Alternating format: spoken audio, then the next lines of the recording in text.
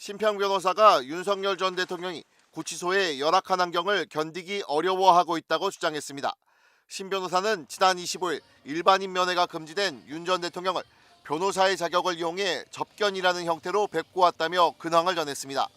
심 변호사는 윤 전 대통령이 현재 1.8평 정도의 협소한 독방에 구금돼 있고 책걸상 대신 골판지로 된 받침대 하나가 주어졌다고 한다며 여기 앞에 쭈그리고 앉아 간신히 식사를 하고 그 위에 성경책을 놓고 읽는 것 외에는 어떤 지적 활동도 할 수 없는 처지라고 주장했습니다.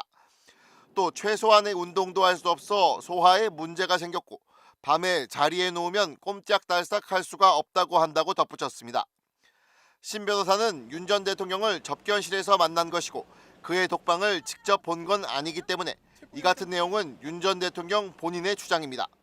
심 변호사는 그의 전언을 토대로 윤 전 대통령이 한마디로 생지옥에 놓여 있다면서 접견을 마치고 나오는데 서러운 감정이 북받쳐 올랐다고 말했습니다. 그러면서 윤 전 대통령은 이 대화 내용이 밖에 알려지지 않는 게 좋겠다고 했지만 속의 열불이나 그대로 있을 수가 없다며 미국과 서방 국가들의 개입을 호소한다고 말했습니다. 이와 관련해 법무부는 지난 13일 보도자료를 내고 교정관계 법령에 따라 윤 전 대통령은 일반 수용자와 동일한 기준으로 대하고 있다고 밝힌 바 있습니다. 당시 법무부는 윤 전 대통령이 일반 수용자처럼 하루에 1시간 이내 실외 운동을 하고 있고 그의 독거실엔 선풍기가 설치돼 있다고 설명했습니다.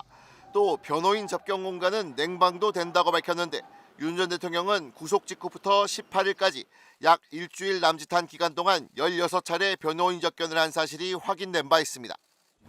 구속 적부심이 기각되고 처음 열린 윤석열 전 대통령의 내란 우두머리 혐의 재판. 오늘도 변호인들만 모습을 드러냈습니다.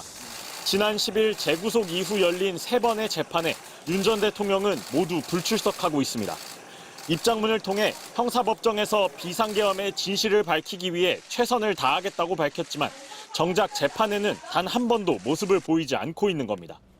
불출석 사유는 또다시 건강 문제였습니다.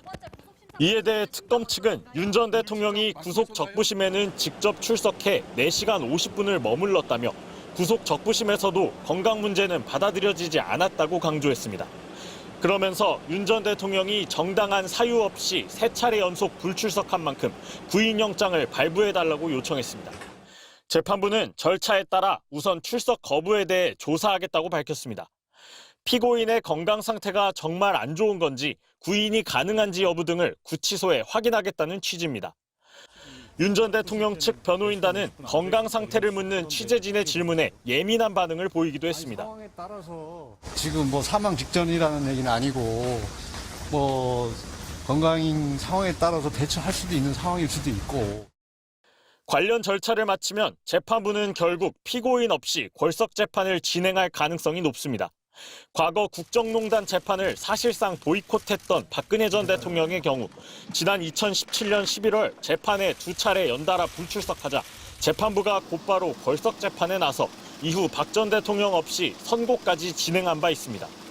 이런 가운데 오늘 법원은 내란 특검이 추가 기소한 윤 전 대통령의 국무회의 직권 남용 혐의와 체포저지 지시 혐의 재판의 첫 공판 준비 기일을 잡았습니다. 해당 사건은 내란 재판을 전담하고 있는 형사 25부가 아닌 형사 35부가 맡게 됐습니다. MBC 뉴스 송정훈입니다. 서울중앙지법 형사항소 9-2부에서 열렸던 윤석열 전 대통령에 대한 구속적부심. 어제 오전 10시 15분부터 오후 4시 15분까지 6시간 동안 치열한 법정 공방이 벌어졌습니다.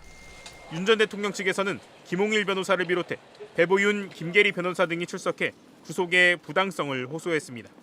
내란 특검팀 역시 치밀한 준비를 해온 것으로 알려졌습니다. 특검에서는 윤 전 대통령 대면 조사에 참여한 박억수 특검보와 조재철 부장검사 등 총 5명이 참여했습니다. 윤 전 대통령 측은 프리젠테이션 140여 장을 준비해 범죄 혐의가 소명되지 않았고 증거인멸 우려가 없다며 구속 필요성이 없다고 주장했습니다. 전날 재판부에 구속의 타당성과 필요성을 피력한 100여 장의 의견서를 낸 특검팀도 PPT 100여 장을 제시하며 혐의가 소명된다는 점과 증거인멸이 우려된다는 점을 강조했습니다. 특히 특검 측은 21대 대선 관련 부정선거 의혹을 제기한 모스탄 전 교수의 윤 전 대통령 접견 시도 기사를 PPT로 띄우며 이런 식으로 사람을 선동하는 등 증거인멸 우려가 있다고 강조한 것으로 알려졌습니다. 앞서 구속영장 청구서에 서울 서부지법 폭력 사태를 언급한 것과 같은 맥락입니다.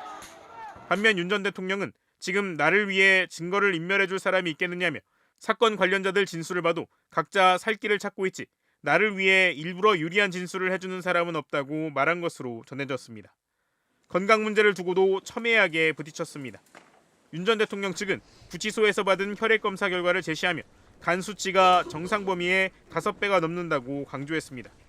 이에 특검 측은 서울구치소에서 확인한 윤 전 대통령의 건강 관련 자료도 제출하며 거동에 이상이 없다고 맞받았습니다.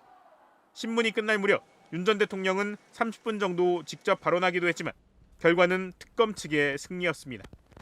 양측 의견을 들은 법원은 4시간 뒤 피의자 신문 결과와 이 사건 기록에 의하면 청구에 이유가 없다고 인정된다며 특검 손을 들어줬습니다. 구속적부심 청구라는 회심의 카드를 던졌지만 윤 전 대통령은 뜻을 이루지 못한 채 결국 다시 호송차에 올라 서울구치소에 수감됐습니다.